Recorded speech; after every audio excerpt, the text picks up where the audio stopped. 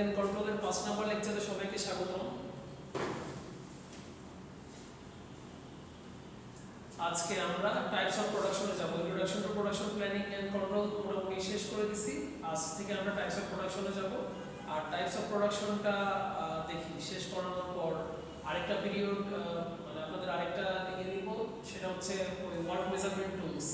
এই চ্যাপ্টারটা পড়াবো, তারপরে এই তিনটা মিলে আপনাদের মিডটার্মের হবে। মিডটার্মের কোশ্চেন ওই তিনটা চ্যাপ্টার থেকে হবে। আর আজকে যে প্রোডাকশন প্ল্যানিং এন্ড কন্ট্রোলের টাইপস অফ প্রোডাকশনটা শেষ করব।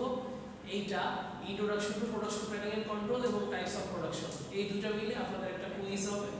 সেটা হচ্ছে মঙ্গলবারে, এবং মঙ্গলবারে দেখি ওইটা হচ্ছে আমি লাঞ্চের আগে বা পরে অ্যাডজাস্ট করে ম্যামের ক্লাস বা ওইটা একটা ক্লাস যাব মঙ্গলবার।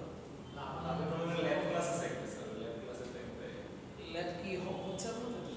আগে ল্যাব তো নেই, তিনটা হয়েছে লাস্ট দিন মিলে 4টা থেকে 3টা হয়েছে, লাস্ট টাইম তো আমরা ইয়ে হলো না। আচ্ছা সমস্যা নেই, রোহিত স্যারের লাভ হবে আমাদেরই ক্লাস। তো এখানে কোন একটা টাইম অ্যাডজাস্ট করে ক্লাস টেস্টটা আগে নিয়ে নিব, তারপরে থিওরি ক্লাস নিব, ঠিক আছে? আচ্ছা ওইটা আমি আবার জানাই দিব। আপনারা এতটুকু মাথায় ধরে রাখেন যে মঙ্গলবার আপনাদের একটা কুইজ হবে আর ক্লাস হবে, ঠিক আছে? মিডটার্ম মোটামুটি ওই দিন শেষ হয়ে যাবে। আপনাদের তো 27 তারিখ থেকে পরীক্ষা না? রুটিন পাইছেন?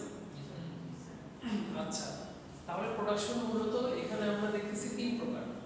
এই 3 প্রকার আবার আমরা সামনে আবার ভাগ করে পড়ব। এখানে একটা আছে জব শপ, যেটা একদিন আমি মনে দেখেছিলাম, যেদিন হচ্ছে ওই যে কোর্স আউটলাইন ডিসকাস করলাম, সেদিন আমি প্রোডাকশন চার্টে দেখাইছিলাম। আজকে আমরা আবার অফিশিয়ালি করতেছি। একটা হচ্ছে এখানে জব বা ইউনিট বলতেছে, জব বা ইউনিট প্রোডাকশন। এটার আরো অনেক নাম আছে, এটাকে জব শপও বলে, আবার এটাকে ক্রাফট শপও বলে। ওকে, তারপর হচ্ছে ইন্টারমিটেন্ট ফাস্টিং। এই শব্দটা কে কে শুনছেন?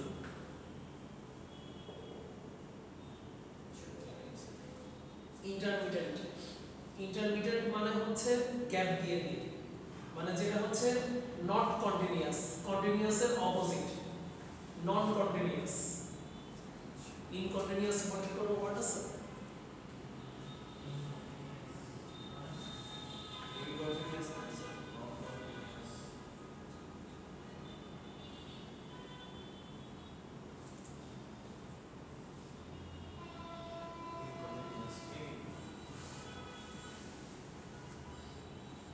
Not continuous, discontinuous. এটা তো আমাদের দুটো শব্দ।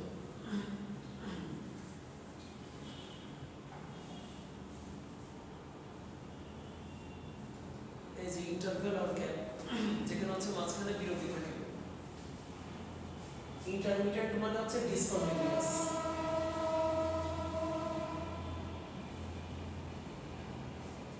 আর আরেকটা হচ্ছে কন্টিনিউয়াস।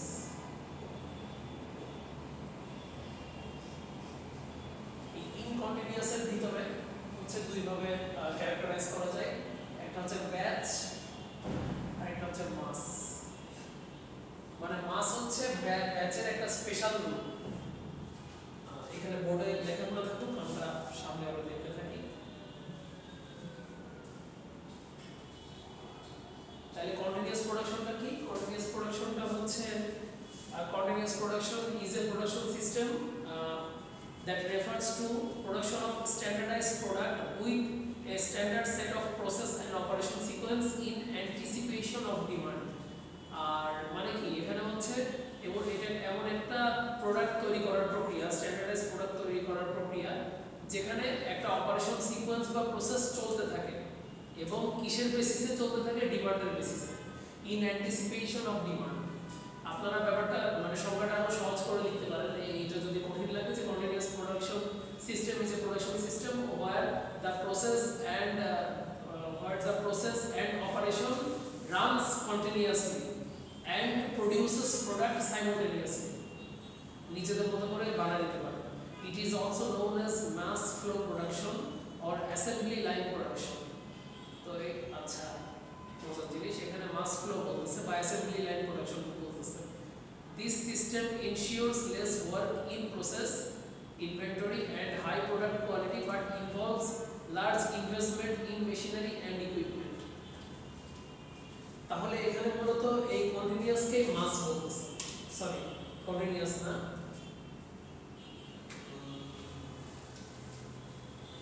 এইটাকে আমরা মাস বলতেছি। কিন্তু আপনাদেরকে আমি যখন পড়াইছিলাম, মানে ওই প্রথম দিন যে ডিসকাস করছিলাম, একটু সামনে মনোযোগ দেন। প্রথম দিন আমি যেদিন পড়াইছিলাম সেদিন বলছিলাম জব শপ আলাদা, জব শপ বা ক্রাফট শপ এটা হচ্ছে টেইলর। টেইলরের পর ব্যাচ কোনটা বলছিলাম, যেটা হচ্ছে বেকারিতে ব্যাচ আকারে, যে তারা কেক তৈরি করতেছে বা বিস্কিট তৈরি করতেছে, বা তারা হচ্ছে ডাইংয়ে ব্যাচ আকারে যে ডাই করতেছে, এটা ব্যাচ। আর মাস বলছিলাম কোনটা, যে সুইং এর প্রোডাকশন, যেটা গার্মেন্টস প্রোডাকশন, যেটা ওটা হচ্ছে মাস প্রোডাকশন সিস্টেম। আর কন্টিনিউয়াস বলছিলাম কোনটা, যেটা হচ্ছে রোবট হ্যান্ডেল করে। ঠিক আছে? আচ্ছা আরেকবার রিপিট করি। রোবট হ্যান্ডেল করে বলছি। হ্যাঁ, যেটা হচ্ছে অটোমেশন, যেটা আসলে আপনি কিছু অ্যালগরিদম দিয়ে দিচ্ছেন, কিছু রোবট ফিক্স করে দিচ্ছেন, তারা তাদের মতো করে অটোমেটিক প্লাস্টিক তৈরির কারখানা বলেন, সিরামিক তৈরির কারখানা বলেন, সেমিকন্ডাক্টর তৈরির, যে ল্যাপটপের যে ইকুইপমেন্টগুলো, সেমিকন্ডাক্টর মাইক্রোচিপ তৈরির কারখানা বলেন, ব্যাটারি তৈরির কারখানা বলেন, ওইটা যেটা সাইমultaneously হয়ে যাচ্ছে, ওইটাই মূলত আসলে কন্টিনিউয়াস। কিন্তু এখানে স্লাইডে কন্টিনিউয়াস বলতে বোঝাচ্ছে মাস প্রোডাকশন সিস্টেমকে, যেটার অপর নাম হচ্ছে মাস ফ্লো প্রোডাকশন বলতেছে। কিন্তু আপনাদের জানার জন্য আমি বলে রাখলাম, পরীক্ষাতে এখানে দুইটা প্রোডাকশন সিস্টেমের স্লাইডে এই সেম ইনফরমেশন বলে দিয়েছে। দেখি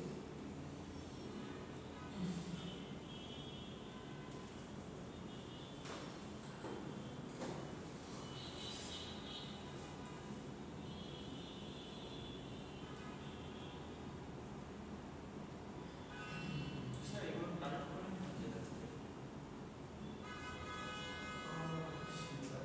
এটা মূলত ইয়ে থেকে স্লাইড সাথে কানেক্ট করা। কিছুটা মানে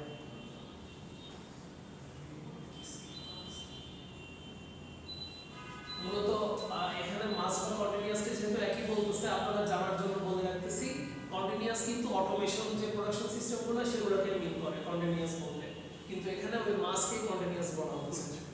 তো আপনাদেরকে এইভাবে কোশ্চেন করবো, এটা নিয়ে টেনশন করার কিছু নেই, যেহেতু এই স্টাডি ম্যাটেরিয়ালে এই জিনিসটা আছে।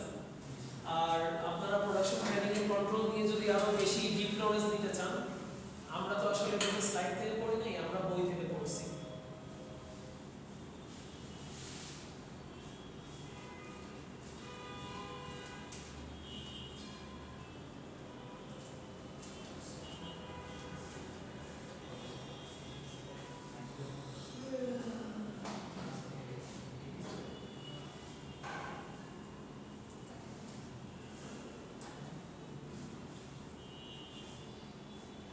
এই যে রাজকিশোরের বই, এটা একটা ইন্ডিয়ান বই।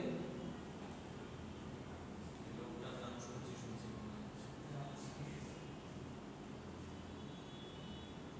এই যে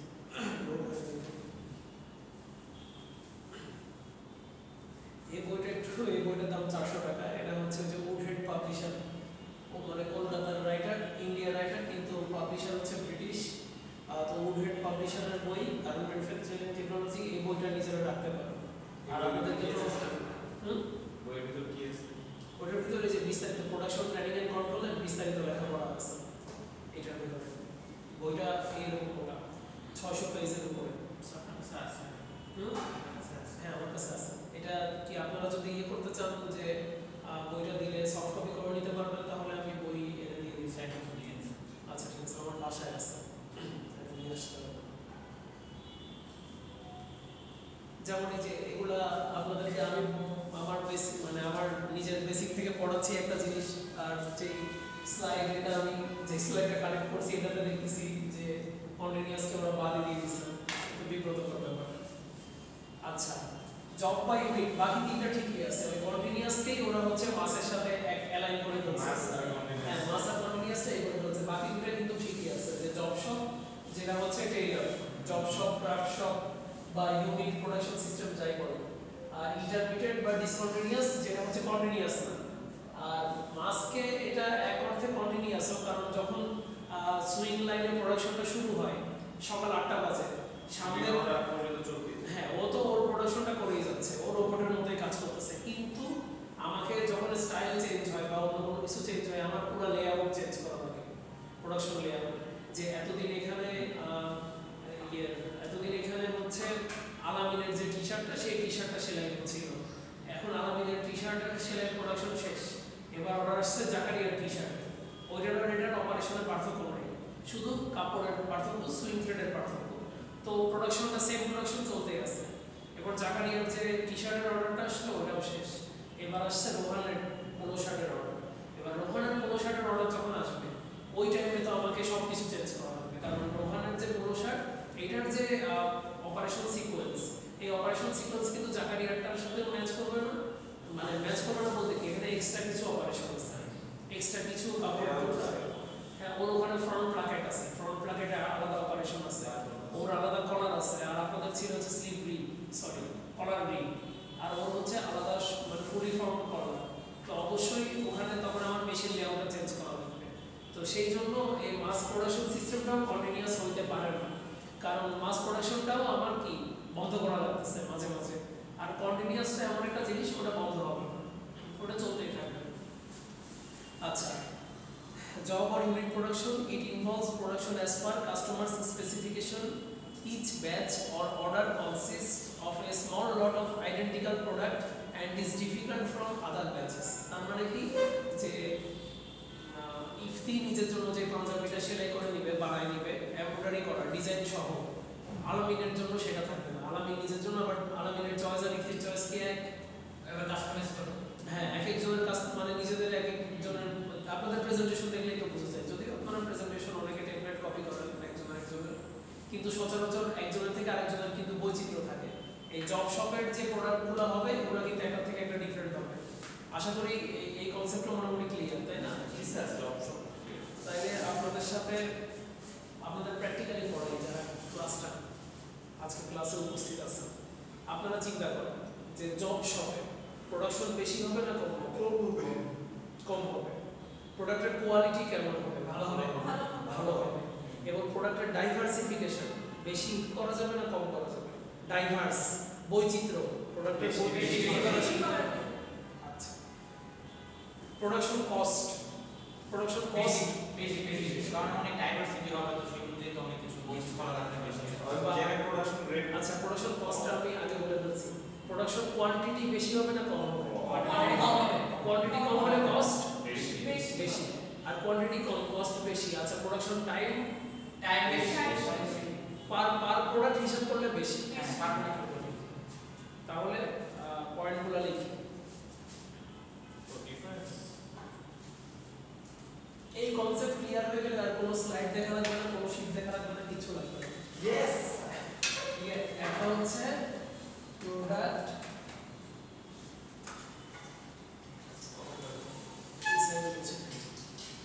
এটা নোট করে ফেলতে পারলে সবাই, কারণ এই একটার ভিতরে পুরো চ্যাপ্টার সাম আপ হয়ে যাবে একটা ডিফারেন্সের ভিতরে।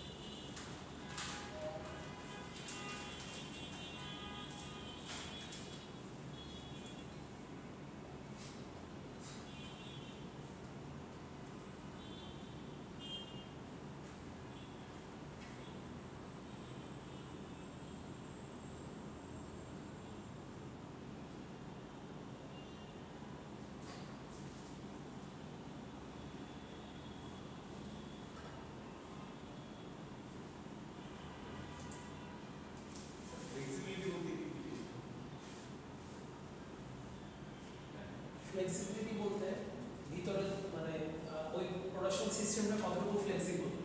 ওটা কি, যেমন ধরেন আমি একজন টেইলার, আমি যদি মিম আমার কাছে তার নিজের আনিকা তার ড্রেসটা আমার কাছে অর্ডার দিয়ে গেল, তার ড্রেসটা আমি তৈরি করে দিলাম। জাকারিয়া যেটা পরে আছে তার অ্যাপারেলটা সে আমাকে অর্ডার দিয়ে গেল, আমি তৈরি করে দিলাম। ইফতি যেটা তার অ্যাপারেলটা আমাকে অর্ডার দিল, আমি তৈরি করে দিলাম। রোহান যে অ্যাপারেল তার নিজের অ্যাপারেলটা দিল, আমি তৈরি করে দিলাম। তাহলে আমার সিস্টেমটা ফ্লেক্সিবল যদি না হইতো, আমি চারটি ডিফারেন্ট অ্যাপারেল, এখানে আপনারা যতজন আছেন 4টা ডিফারেন্ট অ্যাপারেল আছে আপনাদের, সবগুলো আমি তৈরি করতে পারছি। তাহলে এটা কি হাই ফ্লেক্সিবল না? আমার এই প্রোডাকশন সিস্টেমটা, এটা হচ্ছে ফ্লেক্সিবিলিটি।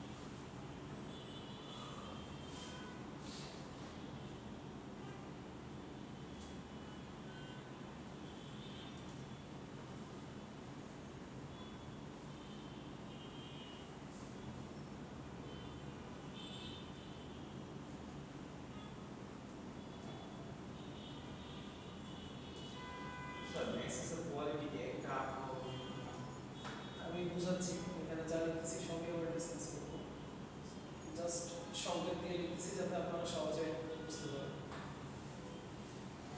হ্যাঁ, এবার বলুন কোশ্চেন।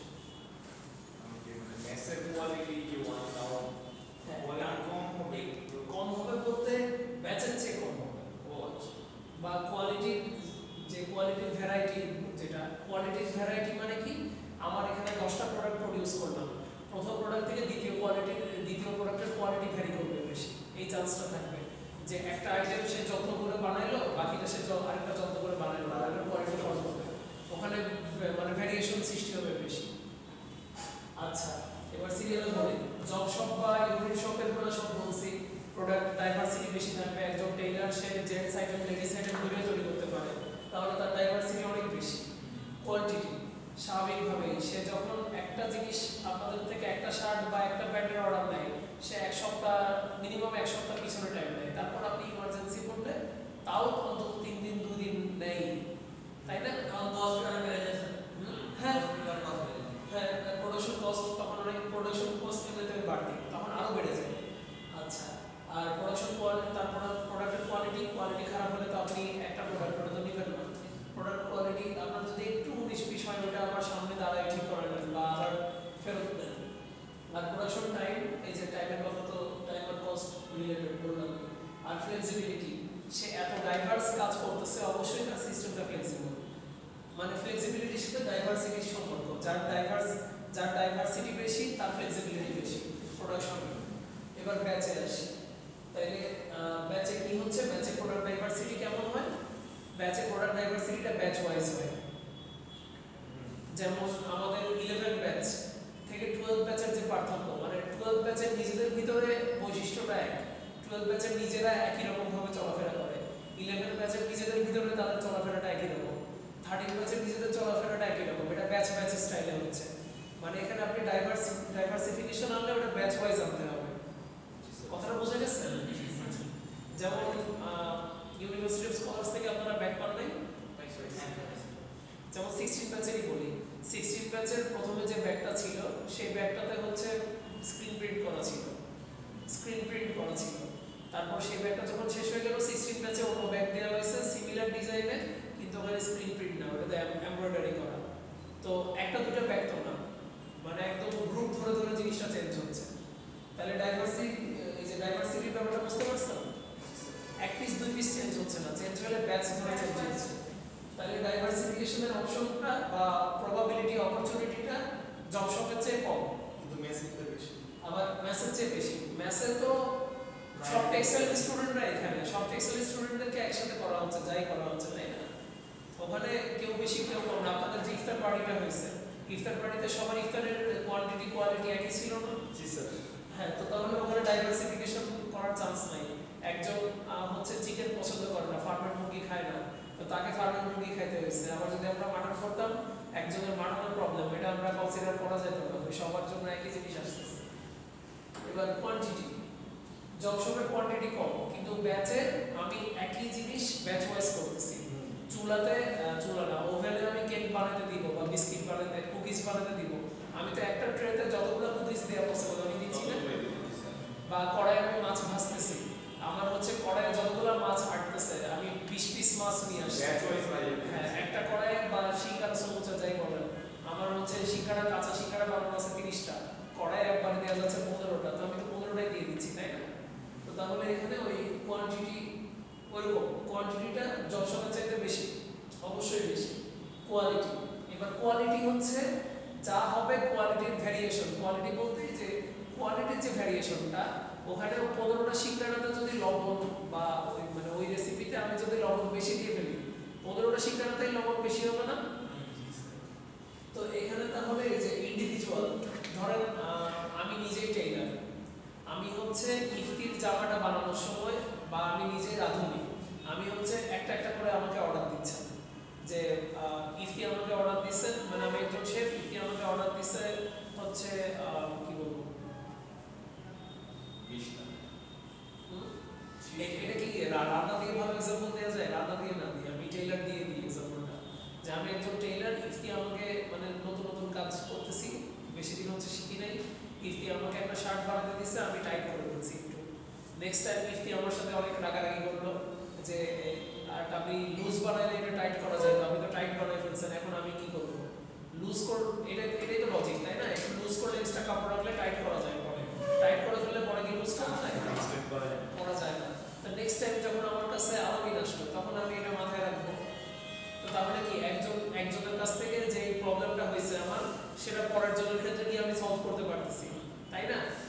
আর আমি যখন কড়াইয়ে একসাথে 15টা সিঙ্গারা দিয়ে দিলাম এবং আমি লবণ বেশি দিয়ে ফেললাম, আমি কি একটা সিঙ্গারা লবণ বেশি হয়ে গেছে আর একটা কমাইতে পারতেছি না? তো এখানে কোয়ালিটি, অবশ্যই কোয়ালিটি আগেরটা চাইতে ফল করবে, বা আগেরটাই কোয়ালিটি বেশি থাকলে এটাই কোয়ালিটি একটু, কোয়ালিটির আমি ওই স্ট্যান্ডার্ড মেনটেন করতে পারতেছি না। বুঝে গেছে? জি স্যার। প্রোডাকশন কস্ট স্বাভাবিক, আগে যেটা আমি 15 বার করা লাগতো, 15টা সিঙ্গারা আলাদা করে বানাই 15 বার ভাজা লাগতো, এবার 15টা একবার ভাজতেছি, হ্যাঁ, তো আমার তাহলে কস্ট কমতেছে, আর সময় সেভ হলে কস্ট কমতেছে। আর ফ্লেক্সিবিলিটি, এখানে যাই হচ্ছে ব্যাচের জন্য একই রকম হচ্ছে, তাই না? কারোর জন্য মানে এই ব্যাচে 15 জন আছে, আমি কাউকে কম বেশি কিছু মানে যাকে দিলে কম দিলে সবাইকে কম দিচ্ছি, বেশি দিলে সবাইকে বেশি দিচ্ছি, তাই না? আর মাস প্রোডাকশনে কি হচ্ছে? মাস প্রোডাকশনে এই ব্যাচ প্রোডাকশনের চেয়ে ডাইভার্সিটি কম, এই জন্য আমি ওটা ডাউন অ্যারো দিয়ে প্রকাশ করছি। কোয়ান্টিটি সবচেয়ে বেশি, কারণ মাস প্রোডাকশন সিস্টেমে ব্যাচের চেয়েও বেশি কোয়ান্টিটি হয়, মানে হ্যাঁ কোয়ান্টিটি হয়। এখানে কন্টিনিউয়াস, এখানে যতক্ষণ প্রোডাকশন চলতেছে সেলাই মেশিন বন্ধ হয় না, দিনে 10 ঘন্টা শিফট সেলাই মেশিন চলতেছে। হ্যাঁ, কোয়ালিটি স্বাভাবিকভাবে আমি যখন 10 ঘন্টা মেশিন চলতেছে, ওয়ার্কার ননস্টপ শুধু স্লিভ অ্যাটাচ করেই যাচ্ছে, স্লিভ অ্যাটাচ করতে করতে প্রথম ঘন্টায় সে 90 পিস প্রোডাকশন দিচ্ছে, মানে তার টার্গেট ঘন্টায় 10 পিস দেয়া, প্রথম ঘন্টায় 90 পিস প্রোডাকশন দিচ্ছে, সে যাই হোক সেলাই করছে। এরপরের ঘন্টায় যখন 110 পিস দিবে, 2 ঘন্টার আগের ঘন্টা 10 পিস মানে মেটানোর জন্য, তখন তার একটু দেখা যাবে সেলাইগুলো একটু ইয়ে হয়ে গেছে, তাড়াহুড়া করে সেলাই করছে, সেলাইটা সোজা হয় নাই, বা তাড়াহুড়া করে করলে যে টেনশন কিছু জায়গায় বেশি হয়ে গেছে, টেনশন কম হবে না, টেনশন বেশি হয়ে গেছে, দ্রুত টান মারছে। তো এটাই কোয়ালিটি। এবার যেহেতু আমার প্রোডাকশন টাইম সেভ হবে, তখন কস্ট অটোমেটিক কমে যাবে, তাই না? আর ফ্লেক্সিবিলিটি, যেখানে আমি একটা সেটআপ তৈরি করে ফেলছি, এই সেটআপে শুধু হচ্ছে আজকে নিট টি শার্ট বের হবে, এখানে কি এখন আমি চাইলেও শার্ট বানাতে পারবো? শার্ট বানানোর যে different operation, fit of the আর্মের অপারেশন আছে, তারপরে হচ্ছে কানসাই মেশিনের অপারেশন থাকলে থাকতে পারে, ডাবল নিডল লক স্টিচের অপারেশন থাকতে পারে, ওগুলাকে আমি আর ওখানে করতে পারবো না, কারণ আমি তো বেশি লাইন লেআউট সব করে ফেলছি, তাহলে ওটা ফ্লেক্সিবিলিটি বেশি না কম? আমার মনে হচ্ছে আমি যখন লিখছি তখনই আপনারা জিনিসটা বুঝে গেছেন, আর এখন আমি এক্সপ্লেন করছি পুরোটা, এগুলো দেখলাম বোর হচ্ছে সবাই। হ্যাঁ, জিনিসটা খুবই সিম্পল স্যার। ফিগার দিয়ে ওভারঅল ডিসকাস করতে হবে সব কিছু পারা যাবে এই এই ফিগারটা বোঝা যাচ্ছে এই ফিগার আমি মনে করি আপনি বোর্ডে যেভাবে অ্যাকসেপ্ট করবে না হতে পারে আমি ফিগার দিলাম ফিগার দিয়ে বললাম যে এই ফিগার আছে হ্যাঁ বুঝবো স্যার পারবো এটা পারবো স্যার জব সব ব্যাচ আর মাস কন্টিনিউয়াস ভ্যালু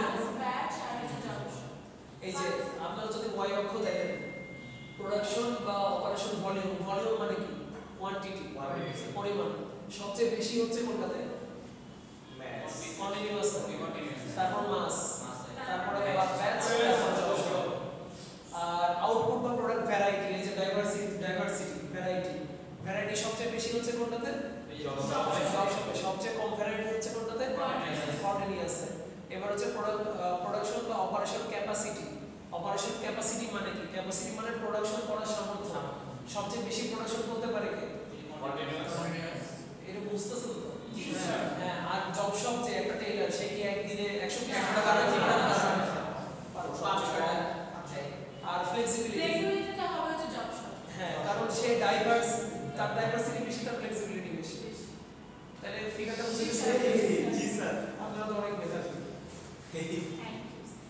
আচ্ছা তাহলে প্রোডাক্ট ডিজাইনটা কি product design is a strategic decision as the image and profit earning capacity of a small firm depends largely on product design তাহলে প্রোডাক্ট ডিজাইনটা হচ্ছে যে মানে প্রোডাক্ট ডিজাইনটা কি সেটা হচ্ছে আমার কোম্পানির ভাবমূর্তি রক্ষা করার জন্য এবং আমাদের লাভ করার জন্য যে স্ট্র্যাটেজিক ডিসিশনটা নিই প্রোডাক্ট নিয়ে যে আমরা এই প্রোডাক্ট সেল করব আমরা এই রকম ডিজাইনের প্রোডাক্ট সেল করব এটাই প্রোডাক্ট ডিজাইন বলতেছে once the product to be produced is decided by the entrepreneur the next step is to prepare its design যে আমরা ঠিক করছি আমরা হচ্ছে নিজেরাই টেক্সটাইল ইঞ্জিনিয়ার তৈরি করব ওই জন্য আমরা অলরেডি যেসব ইঞ্জিনিয়ার তৈরি হয়ে আছে ফ্রাইডে ব্যাচ ওরা তো ওদেরকে তো আরেকটা প্রতিষ্ঠান তৈরি করে দিছে তারা জব করতেছে আমরা জাস্ট নেক্সট স্টেপে ডিগ্রি দিচ্ছিলাম তাদের বাদ দিয়ে আমরা এখন ফোকাস করতেছি যে আমরা নিজেরা যারা এইচএসসি ব্যাকগ্রাউন্ডে আসবে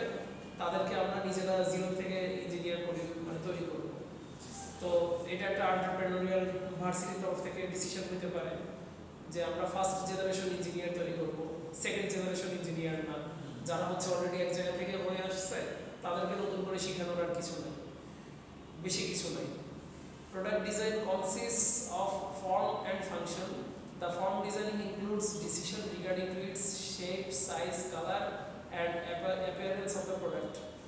এই স্লাইডটা পড়ে আমি যা বুঝতেছি এই স্লাইডটা আপনাদের পরীক্ষার জন্য ইম্পর্টেন্ট না ইগনোর করতে পারেন তাহলে প্রোডাক্ট ডেভেলপমেন্ট একটা প্রোডাক্ট ডেভেলপ করার জন্য কি কি ফ্যাক্টর ভূমিকা পালন করে স্ট্যান্ডার্ডাইজেশন তাহলে ওই প্রোডাক্টটা অবশ্যই একটা নির্দিষ্ট মানের হতে হবে একটা মান রক্ষা করতে হবে ওই প্রোডাক্টটা ডেভেলপ করার জন্য রিলায়েবিলিটি মানে হচ্ছে আস্থাভাজনতা যে আমার প্রোডাক্টটা এমন হতে হবে যাতে করে কাস্টমার আমার উপর রিলায়েবল মানে সে হ্যাঁ ভরসা পায় মেইনটেইনেবিলিটি কি যে আমার প্রোডাক্ট ডেভেলপমেন্ট প্রসেসটা এমন হবে যেটা আমি মেইনটেইন করতে পারবো যেটা আমার নিয়ন্ত্রণে থাকবে মেইনটেইন মানে কি আমার নিয়ন্ত্রণের বাইরে যাবে না সার্ভিসিং এটা মেইনটেইনেবিলিটির সাথে রিলেটেড রিপ্রোডিউসিবিলিটি এটা খুব ইম্পর্টেন্ট একটা পয়েন্ট যে আমাদের প্রত্যেকটা কাজ এমন হওয়া উচিত প্রত্যেকটা কাজ যেটা আমি পুনরায় আবার করতে পারবো যেটা আমি রিপ্রোডিউস করতে পারবো এমন না যে ভাগ্যে ছিল হয়ে গেছে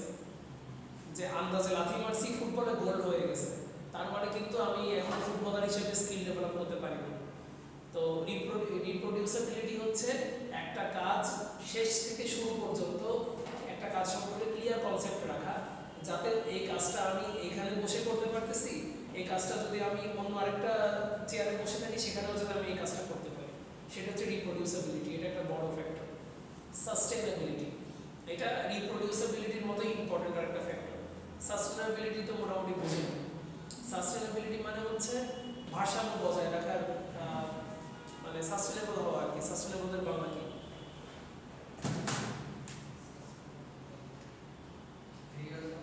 আমরা ইংলিশের প্রতি এত ঝুঁকে পড়ছি যে বাংলা ভুলে যাচ্ছি আস্তে আস্তে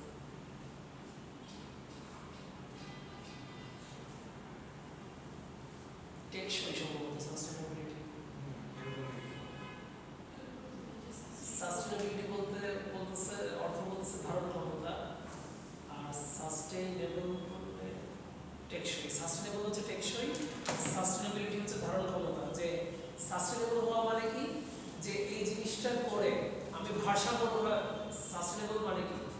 ভারসাম্য রক্ষা করতে পারতেছি, যে আমার প্রফিটও হচ্ছে, আবার আমার কস্টও বেশি হচ্ছে না, আবার আমার হচ্ছে গ্রোথও হচ্ছে, আবার আমার প্রোডাক্টের মানও রক্ষা হচ্ছে। সচরাচর আমরা কি মনে করি যে কোনো একটা প্রোডাক্টের, আপনারা নিজেরা আপনাদেরকে জিজ্ঞেস করি, রোহান, একটা প্রোডাক্টের যদি কোয়ালিটি আমরা ইমপ্রুভ করি তাহলে ওটার কি খরচ বেড়ে যায় না? আলামিন কি একমত না দ্বিমত? কিসের সাথে একমত? অবশ্যই পারবে না। আচ্ছা, আনিকা কি একমত না দ্বিমত? একমত। জাকারিয়া? আচ্ছা, সবাই একমত। জুবাইর? ইফতি? আচ্ছা, তাইলে রেডিমেড গার্মেন্টস ইন্ডাস্ট্রিতে যদি চিন্তা করেন যে আমার একটা ওয়ার্কার, সে 10টা সেলাই করলে একটা সেলাই ভুল করে, তার ওই ভুল সেলাইটা আমি খুঁজে খুঁজে আইডেন্টিফাই করলাম যে তার প্রবলেম কিসে। দেখা যাচ্ছে তার ওভারলকে প্রবলেম, ওভারলকে তার হচ্ছে কি বলবো, তার ধরা ঠিক নেই। সে দুইটা আইটেম এমনভাবে ধরতেছে, তার মোশন ঠিক নেই, সে মোশনে ভুল করতেছে, এমনভাবে ধরতেছে সে বারবার কিনারায় হচ্ছে তার কিনারাটা একটু বেঁকে যাচ্ছে, বা তার ওই সেলাইটা ওই জায়গায় একটু আপ ডাউন থেকে যাচ্ছে দুইটা পার্টের ভিতরে। তো তাকে আমি ওটা ফিক্স করে দিলাম। আচ্ছা, তার ওই ফল্টটার কারণে বারবার 10টা সেলাই একটা সেলাই ভুল হচ্ছিল, এবং যে একটা সেলাই ভুল হচ্ছিল ওইটা তাকে আবার রিপিট করা লাগতেছিল। রিপিট করা লাগলে কি সময় বেশি লাগে না কম লাগে? আমার অ্যাকচুয়াল প্রোডাকশনের টাইম কমে যায় না, ব্যাহত হয় না অ্যাকচুয়াল প্রোডাকশন। তো তার যদি আমি ওই ফল্টটা ধরে দিতে পারি, ধরে যদি শুধরাই দিতে পারি, তখন সে আর একটা ভুল করবে না। একটা ভুল যদি সে না করে তাহলে সে 10টা প্রোডাকশনই করতেছে, পরের বার আর কোনো রিপেয়ার করা লাগতেছে না, পরের বারও 10টাই করতেছে। আগে যেখানে 9টা করতো, দ্বিতীয় ঘন্টায় 9টা করে 18টা হইতো, আবার ওই দুইটা রিপেয়ার করার জন্য আরো 2টা টাইম নষ্ট হইতো। তাহলে হিসাবে দেখা যাচ্ছে 16টা হচ্ছে, 2 ঘন্টায় 16টা হচ্ছে, এখন 2 ঘন্টায় 20টা হচ্ছে। তাহলে কি আমি কোয়ালিটি ইমপ্রুভ করলাম আর আমার প্রোডাকশন কি ব্যাহত হলো না বেড়ে গেল? তো সলিউশনগুলো এরকম হইতে হবে। এটাই হচ্ছে সাস্টেনেবল, এইটাই হচ্ছে সাস্টেনেবিলিটি, যে আমার এবং এই টার্মটা আপনারা শুনছেন কিনা, যে সিনেমা বা বিভিন্ন জায়গায় হয়তো টিভি সিরিজ বিভিন্ন জায়গায় দেখা যায় যে উইন উইন সিচুয়েশন বা উইন উইন বলে না, যে দুই পক্ষই জিতবে, এমন একটা সলিউশন বের করা যেটা হচ্ছে দুই পক্ষই জিতবে, কেউ হারবে না। তো এটাই হচ্ছে সাস্টেনেবিলিটি, মানে হচ্ছে এটা যেখানে কারোর লস হবে না, সবারই লাভ হবে। ওকে, প্রোডাক্ট সিম্পলিফিকেশন। প্রোডাক্ট সিম্পলিফিকেশন বলতে কি বোঝাচ্ছে? আপনার একটা প্রোডাকশনের ভিতরে অনেক অপচয় হয়, প্রোডাকশনের ভিতরে ম্যান পাওয়ার অপচয় হয়, যে একটা মানুষকে আমি নিছি একটা কাজের জন্য, তাকে আমি সেই কাজ না করায় আরো মানে অপ্রয়োজনীয় অন্য কাজ করানো লাগতেছে, সিস্টেমের ভিতরে সেটা করতেছে, এটা হচ্ছে ম্যানের অপচয়। তারপর মেশিন, একটা মেশিন আমি কিনে রাখছি, মেশিনটা থেকে যে পরিমাণ আমি আউটপুট পাবো সেই পরিমাণে মেশিনটা আমি ইউজ করতে পারতেছি না, ওটা হচ্ছে মেশিনের অপচয়। ম্যান যখন বিজি হবে অন্য কাজে, যেমন একটা ম্যান সে একদিন অ্যাবসেন্ট ছিল, সে এখন অ্যাপ্লিকেশন লিখতেছে, তো সেই অ্যাপ্লিকেশন লেখার টাইমটায় তার মেশিন বন্ধ আছে সুইং অপারেটরের, তো ওই টাইমে কি মেশিনেরও আমার হচ্ছে অপচয় হচ্ছে না? অপচয় হচ্ছে কি? কারণ মেশিনটা আমি ইউজ করতে পারতেছি না, এটাই মানে ব্যবসার হিসাবে এটাই অপচয়, যে এই মেশিনটা 10 ঘন্টা মানে একদিনে 10 ঘন্টা শিফট, প্রতি ঘন্টায় হচ্ছে 60 মিনিট, তাইলে ওই মেশিনটা 600 মিনিট চলার কথা ছিল, ওই মেশিনটা যদি 580 মিনিট চলে আজকে, তাহলে বাকি 20 মিনিট হচ্ছে ওই মেশিনের অপচয়। তো ওইরকম একটা প্রোডাকশন সিস্টেমে অনেক অপচয় থাকে, এবং টেক্সটাইল ইঞ্জিনিয়ার বা অ্যাপারেল ইঞ্জিনিয়ার যারা হচ্ছে অ্যাপারেল মেজর নেবেন, রেডিমেড গার্মেন্টস ইন্ডাস্ট্রিতে যারা জবে যাবেন, কন্ট্রিবিউট করবেন, আপনাদের মেইন উদ্দেশ্য হচ্ছে এটা, আপনাদের মেইন উদ্দেশ্য হবে হচ্ছে কিভাবে প্রসেসকে অপটিমাইজ করা যায়। এই যে এখানে প্রচুর ওয়েস্টেজ থাকবে, প্রসেসটা অপটিমাইজ থাকবে না, সেই প্রসেসটাকে অপটিমাইজ করতে হবে, যে জায়গায় ওয়েস্টেজ থাকবে সেই ওয়েস্টেজটা রিডিউস করতে হবে। এটাই এখানে বোঝাচ্ছে প্রোডাক্ট সিম্পলিফিকেশন, যে আমার যত রকমের ওয়েস্ট আছে, জাপানিজরা এইসব ব্যাপারে অনেক অ্যাডভান্সড। টয়োটা নিজেরা প্রথম হচ্ছে টয়োটা প্রোডাকশন সিস্টেম টিপিএস এটা নিয়ে আসে, যেটা হচ্ছে ওয়ান স্টপ, আপনাদের ভার্সিটিতেও এই যে ওয়ান স্টপ অ্যাডমিশন বলা হয়। ওয়ান স্টপ অ্যাডমিশন বলতে কি, যে যেখানে আমি এক জায়গায় যাব, এক জায়গাতে আমার অ্যাডমিশন হয়ে যাবে, 2-3টা আলাদা ডিপার্টমেন্টে ঘোরা লাগবে না, আলাদা সিগনেচারের জন্য যাওয়া লাগবে না,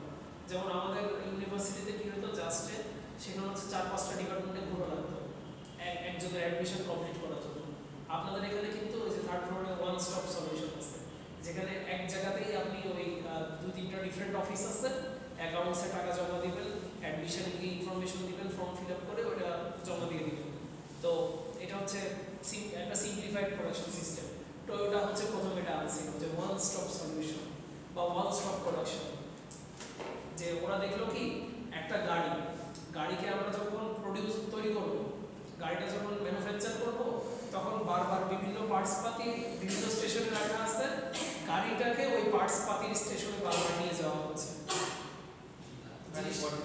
হ্যাঁ, গাড়ির বডিটাকে, যে এটা হচ্ছে গাড়ির বডি, এখানে এখনো চাকা লাগানো হয় না, এখন চাকা লাগানোর জন্য জোবারের কাছে এটাকে আবার ঠেলে নিয়ে যাওয়া হচ্ছে। ওরা দেখলো এটা একটা অপচয় কি এই ভারী জিনিসটাকে ঠেলে জোবাইর পর্যন্ত নিয়ে যাওয়া লাগতেছে, আবার জোবাইর যখন চাকা লাগাই দিবে এটা আরো ভারী হয়ে যাবে, এরপর বাম্পার লাগাইতে হবে, বাম্পার লাগানোর জন্য আবার আনিকার কাছে জিনিসটাকে ঠেলে নিয়ে যাওয়া হচ্ছে। তো তখন তারা কনসেপ্টটা আবিষ্কার করলো কি যে গাড়ির সব বডি বেসিক পার্টস এক জায়গাতেই থাকবে, আনিকা এসে গাড়ির বাম্পার লাগাই দিয়ে যাবে, জোবাইর এসে টায়ার লাগাই দিয়ে যাবে, এসে হচ্ছে ইফতি এসে দরজাগুলো লাগাবে বা ডোর প্যানেলগুলো লাগাবে। তো গাড়ি এখানেই থাকবে, মানুষজন এসে মুভ করবে, পার্টস পাতি মানুষজন নিয়ে আসবে।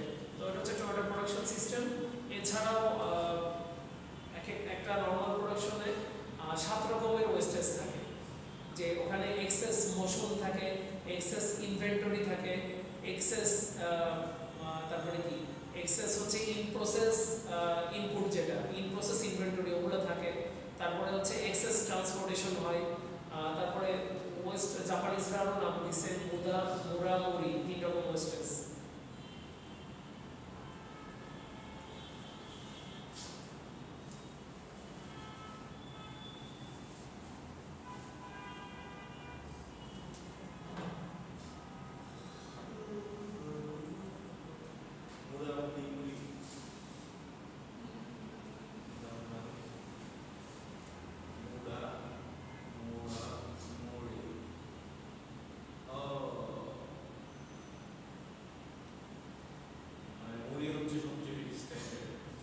মুড়ি হচ্ছে ওভারবার্ডেন মানে কি যে একজনের সামর্থ্যের বাইরে তাকে কিছু একটা দিয়ে দেওয়া, এই জন্য তার কাজটা স্লো হয়ে যাচ্ছে, আর তার কাজ যখন স্লো হয়ে যাচ্ছে তখন বাকিদের কাজও স্লো হয়ে যাচ্ছে।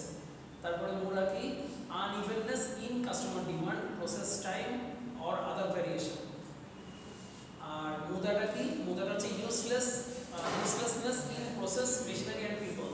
মানে হচ্ছে মুদা যে একটা প্রসেস, এটা দরকার নেই কিন্তু এটা আমরা করতেছি। যেমন হতে পারে যে লেবেল অ্যাটাচ করার পরে আমরা আবার ভাঁজ করতেছি, এই একটা টি শার্টের ফ্রন্ট পার্ট ভাঁজ করে আবার বান্ডেলের ভিতর ঢুকাই সেটা পরের জন্য দিচ্ছি। অথচ দেখা যাচ্ছে যে এটা আমরা যদি ভেতরে না ঢুকে ওই যে ভাঁজ টাজ না করে খোলা অবস্থাতে আমরা সামনে ফরওয়ার্ড করে দিই, ফরওয়ার্ড করার পর সে হচ্ছে শোল্ডার অ্যাটাচ করে ফেললো, শোল্ডার জয়েন ওভারলক দিয়ে শোল্ডার জয়েন করে ফেললো, তাহলে আমি ওই মুদা যেটা এটা এই ওয়েস্টেজটাকে আমি হচ্ছে অ্যাভয়েড করে ফেললাম। আর মুদাটা কি আনইভেননেস ইন কাস্টমার ডিমান্ডে আনইভেননেস, এটা বলতে আপনারা কি বুঝছেন? কিছু আইডিয়া আসতেছে না?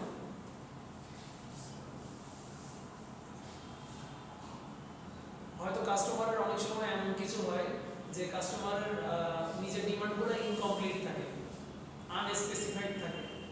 তো এটা হচ্ছে কাস্টমারের দিক থেকে ইস্যু, যেটা আমাদেরকে ক্ল্যারিফাই করে নিতে হবে যে উনি আসলে এক্সাক্ট কি চাচ্ছে।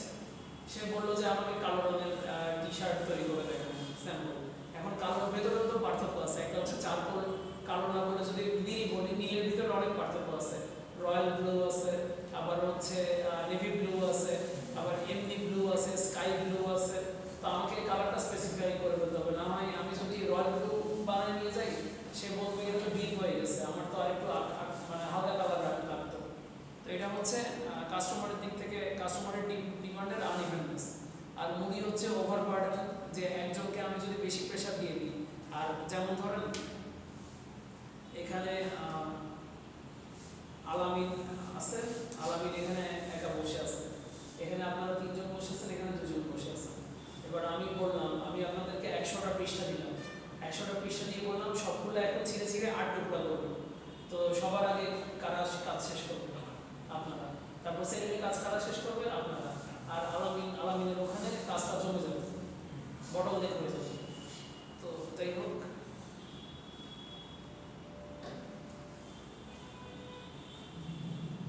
Quality commensuration with cost. Quality commensuration with cost, এটার একটা প্র্যাকটিক্যাল এক্সাম্পলে আমি দিলাম। আমি একটু আগে জিজ্ঞেস করছিলাম যে একটা প্রোডাক্টের কোয়ালিটি যদি বাড়ায় তাহলে সেটার কস্ট বাড়বে নাকি বা কমবে। কারণ আপনারা কি বলছিলেন, কস্ট বাড়বে বলছিলেন, কিন্তু আমাদেরকে এমন সলিউশন বের করতে হবে যেটাতে কোয়ালিটিও বাড়বে আবার কস্টও বাড়বে না। হ্যাঁ, কস্ট বাড়বে না, সমান থাকবে বা কমবে। কারণ কস্ট চিন্তা করেন, কস্ট কিন্তু সমান থাকতেছে না, কস্ট কমতেছে। কারণ সে ঘন্টায় 9টা করে তৈরি করতেছিল, 10টা তৈরি করে একটা ভুল তৈরি করতেছিল, সেই ভুলটা আবার রিপেয়ার করা লাগতেছিল। তার মানে কি 8 কিনা, সে তৈরি করতেছে 9টা, একটা তো তার জমে যাচ্ছে, আবার যে একটা ভুল করতেছে ওটা রিপেয়ার করার সময় লাগতেছে। সে 8টা করে তৈরি করতেছিল আর এখন সে তৈরি করতেছে 10টা করে, তাহলে প্রোডাকশন কস্ট কি কমে গেল না? কমে গেছে। বুঝছেন, আগে সে 1 ঘন্টায় 8টা তৈরি করতে, পরে সে 1 ঘন্টায় 10টা করতেছে, অবশ্যই প্রোডাকশন কস্ট কমে গেছে। কারণ তাকে কি আমি বেতন বেশি দিচ্ছি? না, বেতন বেশি দিচ্ছি, কিন্তু এটাই হচ্ছে কোয়ালিটি কমেন্সুরেশন উইথ কস্ট, যে কোয়ালিটিকে কমেন্সুরেট করতে হবে কস্টের সাপেক্ষে। জি স্যার। প্রোডাক্ট ভ্যালু, অবশ্যই প্রোডাক্ট ভ্যালু বাড়াইতে হবে, বা প্রোডাক্ট ভ্যালু যে এই যে স্ট্যান্ডার্ডাইজেশন, স্ট্যান্ডার্ড মেইনটেইন করতে হবে। কনজিউমার কোয়ালিটি, যে কনজিউমার যে কোয়ালিটিটা চাচ্ছে সেই কোয়ালিটিটা তাকে প্রোভাইড করতে হবে। Needs and test of customer, এই পরে দুটো হচ্ছে রিলেটেড। মার্কেটিং অ্যাসপেক্ট স্যার শেষ আছে। স্যার আজকে পুরো শেষ বলতে এটা একটু দেখাই দিই, ওই একই slide. Types of production system, just এখানে কিছু ছবি আছে। এই যে ডিসক্রিট যে ম্যানুফ্যাকচারিং গুলো, হ্যাঁ, ছবিগুলো অনেক সুন্দর স্যার। ছবিগুলো অনেক সুন্দর না? স্যার শেষ।